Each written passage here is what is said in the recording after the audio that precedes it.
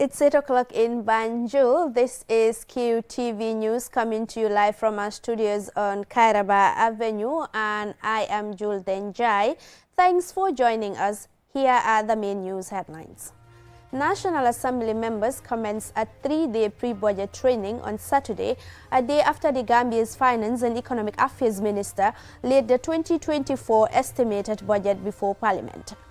And in commemoration of Africa Statistics Day, the Gambia Bureau of Statistics organized an awareness-raising forum on the importance of statistics in every aspect of our lives. Violence Against Girls, a community-based organization in the North Bank region, is using art to fight violence against girls through skills acquisition. In international news, Liberian president and football legend George Weah conceded defeat to opposition leader Joseph Boakai on Friday after a tight presidential runoff following voting on Tuesday. And in sports news, Kololi Central are champions of the QCell-sponsored Manjai Nawetan League competition, beating Ramdan in a replayed final on Friday. Those were your headlines, and now the news in detail.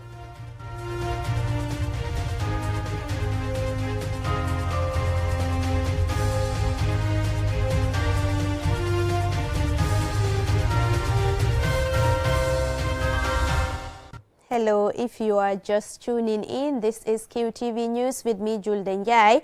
And a day after the Gambia's Finance and Economic Affairs Minister, C.D. Keita, laid the 2024 estimated budget before Parliament, National Assembly members Saturday commenced a 3-day pre-budget training funded by the European Union and International IDEA under the EU support to the consolidation of democratic dispensation in the Gambia project.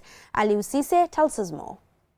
The outcomes of the training are expected to guide the lawmakers in their budget scrutiny and analysis when they start debating the budget estimates next week. The Gambia's Minister for Finance and Economic Affairs, C.D. Keita, said the budget estimate is $34.93 billion for 2024 fiscal year, representing a growth of 5% compared to the 2023 budget of $33.22 billion. He told the Parliament that the budget is anchored on the reduction of overall fiscal deficit, including the gradual reduction of net domestic borrowing as a percentage of GDP over the medium term.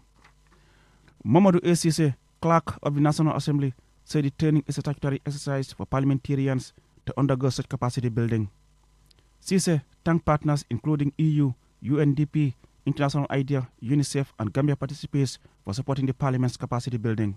The focus of this training, honorable members, will be to ensure that the budget is prepared in a fiscally responsible manner, where funding resources are clearly stated and measures to cover any deficit that are unrealistic and will not pose potential shocks in the economy.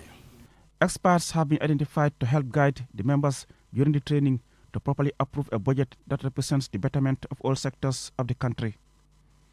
Jenaba Faye, the new country director of International IDEA, and Raphael Brigandi, political officer, EU country office, respectively, hope members will be able to judiciously scrutinize the budget, bearing in mind the collective good and sustainable growth. We hope that by the end of this exercise, honourable members will be able to judiciously review the budget estimates, reflecting the needs of the people while promoting inclusive growth and development. Ultimately, the main goal of this training is to strengthen the oversight function of the National Assembly and its committees on the national budget to deliver an expanded economy, focusing on creating greater national wealth and better livelihoods. The European Union, through this program and all others related to democratic governance in which we invest, reaffirms its commitment to supporting the Gambia and its democratic journey. We recognize and commend all the progress that has been made so far. Honorable Fabakary Tombong Jatta, Speaker of the National Assembly of the Gambia, challenged members to give the budget the needed observation and judicious analysis in the interest of the country. He observed that the country is confronted with numerous development challenges in all sectors. This is therefore a great window of opportunity for us as representatives of the people to to harness the required skills and techniques to interrogate the budget from the perspective of the poor, particularly women and children, as well as ensure that it is in line with the wider development objectives of the government under the leadership of His Excellency President Barrow. It is hoped that members will take the training seriously in order to make informed decisions on the budget estimates. Reporting for QTV News, I am Aliou Cissé. Now, in commemoration of Africa's Statistics Day, the Gambia Bureau of Statistics organized an awareness-raising forum on the importance of statistics in every aspect of our lives. QTV's Momodou Lamin Choi has the details. Africa's Statistics Day is commemorated annually on the 18th of November. The Gambia Bureau of Statistics, GBOS, is observing the day ahead of schedule. GBOS is mandated to collect, process, analyze and publish statistical data in the Gambia. Statisticians, government representatives and development partners of GBOS are attending this event at the Sadara Kairaba Jawara International Conference Center. Nyakasi Sanyang is the Gambia's Statistician General. As policymakers, we should know that good decisions are fundamental for trade development and growth. Yet these decisions can only be as good as the evidence that informs them. The role of national statistical systems in Africa and their commitment to the modernization of data ecosystems. Governments cannot afford to guess about development matters affecting the public. The same applies to private institutions and the public. We need real-time evidence-based data to make informed decisions on policies, programs, and projects. However, according to analysts, Africa has a paucity of real-time data, leaving many governments ill-equipped with the information about where to build schools, hospitals, and roads, to name a few. To remedy this, GBOS is working towards improving the availability of accurate and timely statistical data in the country. The Gambia Bureau of Statistics has been doing a lot to make sure that users have data is easily accessible to users. We have created a data portal for the office so users can access data. We have also created the Gambia Data Portal, a portal for the Gambia. This portal disseminates macroeconomic, financial, as well as socio-demographic data. So once we receive data, it is uploaded immediately. All our data now is available online, where users don't even have to come to the office. They can sit anywhere they are and then use our information. The Gambia Bureau of Statistics conducts a population and housing census every 10 years for comparative analysis of development over time, including measuring the changes that have occurred in the demographic, social, and economic conditions of the Gambia. The next population and housing census is scheduled for April 2024. The population and housing census is a very important exercise for any country. Without a full-fledged integrated civil registration of vital statistics system. It provides the most detailed information on the population, its structure, the territorial spread, socio-demographic and socio-economic characteristics of households, as well as their living conditions. Hampered by the limited availability of timely data, international organizations face the challenge of monitoring progress of their projects across Africa. One example of this is the United Nations Sustainable Development Goals, SDGs, which covers a broad sweep of objectives from education and health to the environment. It is reported that there are too few statistics to track progress on 60% of the SDGs indicators, and that even when data are provided, about half are estimates, not verifiable data. Mahmoud Lamin Choi, QTV News. Now, Violence Against Girls, a community-based organization in the North Bank region, is using art to fight violence against girls through skills acquisition. As QTV's Janaba Sonko reports, the organization is housed in the UNESCO Heritage Site in Albreda. The CFAO, Compagnie Française d'Afrique Occidentale bought this building in 1902. The building was one of the properties of the French trading post in Albreda. Though the architect is not known, an 1847 plan of Albreda shows a building of the same shape in the same location. The building testifies to more than 500 years of various additions, demolitions and changes. The National Center for Arts and Culture had finally spearheaded its rehabilitation. In doing so, they respected the materials and techniques employed in the original construction of the building and gave priority to female youth active in art entrepreneurship to combat sexual and gender-based violence. Adam Ajata, the president of the Violence Against Girls Association, expands on their work at the center. Our motto is ending violence through art because we believe that we can empower women by giving them skills. Well, we do tie and dye and batik, and we sell those materials. From the money that we gathered, we organize a training by having 20 women or 20 girls and give them the training that they need. Violence against women and girls is one of the world's most prevalent human rights violations. The magnitude of its impact, both in the lives of individuals and families and society as a whole, is immeasurable. It is believed that when women are empowered, its occurrence will be limited. By training them soap making, tie and dye and batik and weaving. Well, I believe if we empower these women, it will help them a lot. They can help their family, kids, and help themselves. Because sometimes frustration can make you to do something that you don't want.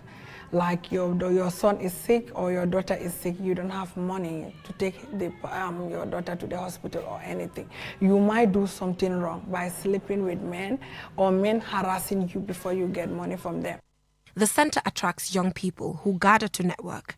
Adama says a lot of people who come to the center previously ventured on the so-called backway journey. Here is Adama again. If you can work for yourself, you will never think of traveling outside to struggle. I think the government have to help us to create more skills and job opportunities, because in the village, most of the people in the village, there is no work for them, except they go to the farm and come and sit home. It's very painful for them. Art is an important tool for awareness and education about gender-based violence, as well as a means of expression for survivors to share their stories. If Adama and her team are supported, more women will be empowered, thereby limiting or eliminating sexual and gender-based violence in rural homes. Reporting for QTV News, I am Jenna Basonko. The report there by Jenna Basonko will take us to a commercial break. When we return, we have some more national, local, as well as sports news stories for you. Do stay tuned. Looking for the perfect place to promote your product or place your advert? Look no further than QTV. We are the premier destination for businesses looking to connect with Gambian audiences and beyond. At QTV, we offer a variety of advertising solutions to suit your needs and budget. With our diverse range of programming, you can be sure that your ad will reach a broad and engaged audience. From our popular news broadcast to our exciting music and entertainment programming, QTV has something for everyone. QTV, the premier destination for advertising in the Gambia. Contact us today and let us help you reach your audience. The future is now with QCell's 5G network. Experience speeds like never before with our new 5G Rocket Fixed Internet plan. Get speeds from 10 Mbps to 100 Mbps. Your 5G-enabled device. Walk into QCell headquarters to get one of our 5G routers and experience the true feeling of 5G. Only with QCell. QCell brings you the future. Tech, innovation, incredible speed. The future is now. For more information, call our customer care on 111. QCell, Sunyabus. We innovate, others follow. Terms and conditions apply.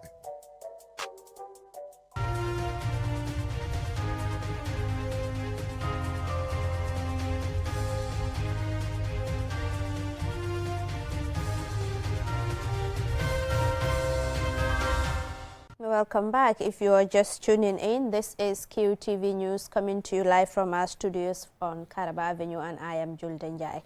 Now, Legs for Africa, a British registered charity which recycles prosthetic legs in collaboration with the Department of Gender and Social Welfare, marked World Diabetes Day on Thursday by offering free testing and treatment for diabetes.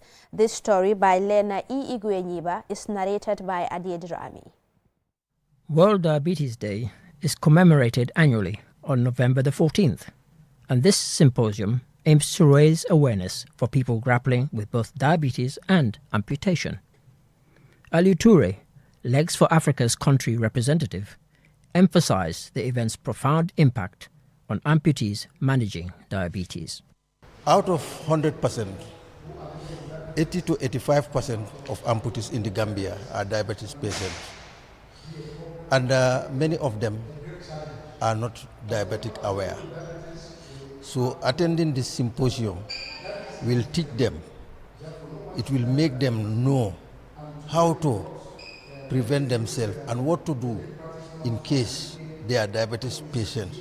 Diana Igwe, a UK-based diabetes specialist, explained a specific type of diabetes. Diabetes, as we know, has been a pandemic now in the whole world, not just in Gambia. And today we are focusing more on type 2 diabetes, which is a preventable disease. Because it's a preventable disease, and we know that diabetes is caused by diet and lifestyle, and more carbohydrates, excess carbohydrates, and if your blood sugar is not being controlled, then that can lead to diabetes. She also gave advice on dietary lifestyle for diabetic patients. The satiety, that's one major one. So they don't have to have too much sugar in it because you're not burning out the sugar. So that can lead to diabetes. And then if you're having your benechi, you're having whatever you're having, your rice, your pasta, your potatoes, whatever you're having, your funde, your couscous, have a little bit of it. Not have too much that you fall asleep even whilst eating. But you can still have carbohydrates at every meal, but do not have too much carbohydrate at every meal. And then another key is leave at least 4 hours before you go to bed when you eat. Mama Mboj, Vice President of the Gambia Amputee Association, offered some words of encouragement and wisdom to the participants.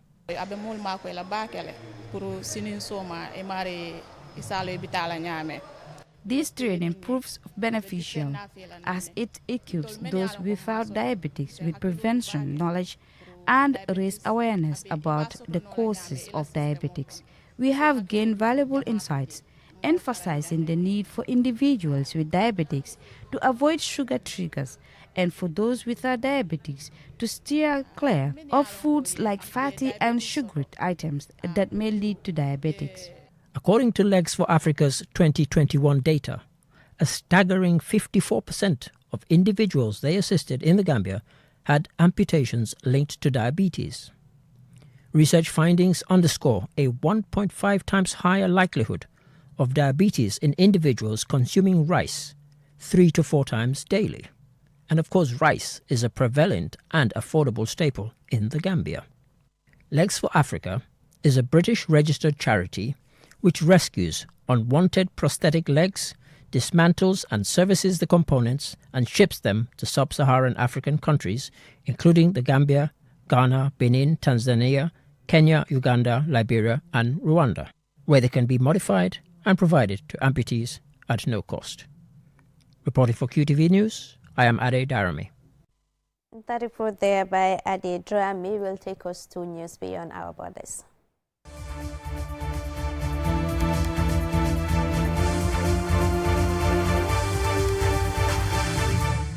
Now, Liberian president and football legend George Weah conceded defeat to opposition leader Joseph Boakai late on Friday after a tight presidential runoff following voting on Tuesday. Let's have more details of that in this report. Boakai, 78, who contested in the 2017 presidential election and lost, is leading with 50.9% of the vote over Weah's 49.1%, with nearly all the votes counted. The country's election commission said on Friday, Boakai led by 28,000 votes, which is more than the number of the uncounted votes. Weah's concession paves the way for Liberia's second democratic transfer of power in over 7 decades. The first was when Weah swept to power 6 years ago. around 2.4 million Liberians were eligible to vote on Tuesday, and the turnout was roughly 66%, according to the Electoral Commission. The two men went into the second round after coming neck and neck in the first, with just over 43% and the lead of 7,126 votes for Mr. Ware. The contest was the tightest ever in Liberia's history. This was Liberia's fourth post-war presidential election and the first one without the presence of the United Nations mission that previously had provided support to the National Elections Commission. The result marks a stark turnaround from 2017 when Ware got 62% of the vote. According to analysis, his downfall is due to disillusion among citizens at what they see as lack of progress, poverty, unemployment, corruption, food insecurity, and poor electricity supply. Due to some violence and crackdown during the tumultuous election campaign, many were concerned about the potential aftermath of the election, particularly in the event of a close result. This election comes 20 years after the conclusion of civil wars in Liberia, which claimed over 250,000 lives between 1989 and 2003. Bukai supporters danced, shouted, and hung car horns in the rain after the near-final results were announced in the capital, Monrovia. From 2006 to 2018, Bukai was vice president to Ellen Johnson Sirleaf, Africa's first elected female head of state. He has held a multitude of positions in government and the private sector. He will now lead a country of around 5 million people, one of the poorest in the world, for further 6 years. However, the narrow margin of his victory and the bitterness of the election campaign means that as well as addressing the economic woes, the nation will need a period of reconciliation.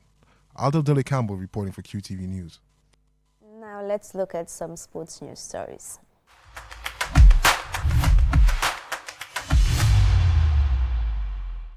Kololi Central are champions of the QCell-sponsored Manjai Nawetan League competition, winning 2-0 in replayed final against Ramadan on Friday. The match needed a replay after late-night poor visibility interrupted the previous game's post-match penalty shootout. Momodu Gajaga was there, and this is his report. Sponsored Manjai Nawetan League tournament, Ismail Assow put in a man-of-the-match performance, scoring a spectacular goal in added-on time to seal a 2-0 win for Kololi Central against Ramadan. Kololi Central took the lead through Haruna Bojang, scoring from a free kick. His thunderous shot beat the keeper to send their fans into wild celebration. Ramadan were shocked after conceding the goal and will look back with regret on their good possession and their near misses they had earlier on. Yusufa Sahna dictated control of the midfield with his ball control and passing. On one occasion, Sana Drame chested the ball in the box.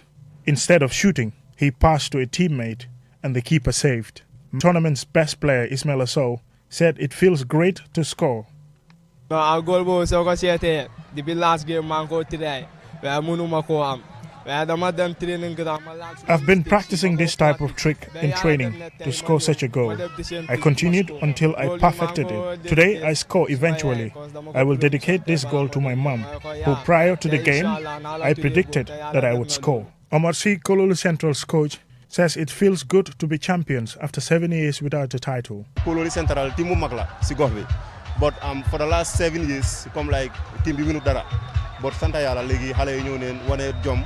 We are a big team in this community, and yet this is our first trophy in 7 years. My players were determined and dedicated. That's why we won. I want to thank the fans and all our well-wishers. Hassan A. Kamara, coach of Ramadan, considered defeat in the spirit of sportsmanship, saying they fell short on this occasion. At the end of the day, ben winner rek moy muna am, understand nga? So li moñ fi don xaar. So we take it. It's a bitter pill to swallow, but we have to take it because affaire bi sport la. At the end of the day, ñun ñep ben lañ, understand nga? So there can only be one winner. I've accepted the defeat. Okay. After last week's nail-biting finish, which was interrupted by the fading light, many wondered whether this match would live up to expectations. The final produced moments of brilliance by both teams on the pitch, while among the spectators, the fans of both teams made it an electric, vibrant and noisy atmosphere. Cherno Baji, a member of the Manjai Sports Association, says the Nawetan was a success and he thanked QCell for the sponsorship. I first thank our stakeholders, the Manjai stakeholders and our sponsor, QCell, and the entire Q group, starting from the CEO, Mr. Mohamed Jah, and everyone working at Q. So even you guys also, Q group for Q TV for also coming. Yeah, it was a very very tense and nice competition. Although it was a challenge for everyone, but alhamdulillah, we played the final today. Everything is over. Although this has just ended, football lovers will already be looking forward to the next edition of the QCell-sponsored Manjai Nawetan League. Mamadou Gajaga, QTV News. Congratulations to Kololi Central. Now, before we end, here is a recap of the headlines. National Assembly members today commenced a 3-day pre-budget training a day after the Gambia's Finance and Economic Affairs Minister Sidi Keita laid the 2024 estimated budget before Parliament. And in commemoration of Africa Statistics Day, the Gambia Bureau of Statistics organized an awareness-raising forum on the importance of statistics in every aspect of our lives. And Violence Against Girls, a community-based organization in the North Bank region, is using art to fight violence against girls through skills acquisition. In international news, Liberian president and football legend George Weah conceded defeat to opposition leader Joseph Boakai on Friday after a tight presidential runoff following voting on Tuesday.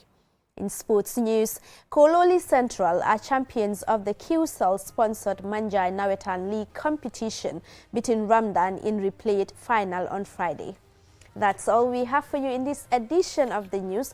Join us tomorrow at 8 p.m. for the Weekend Review with Ade Drame. Many thanks indeed for the pleasure of your company, and do have a lovely weekend. Bye-bye.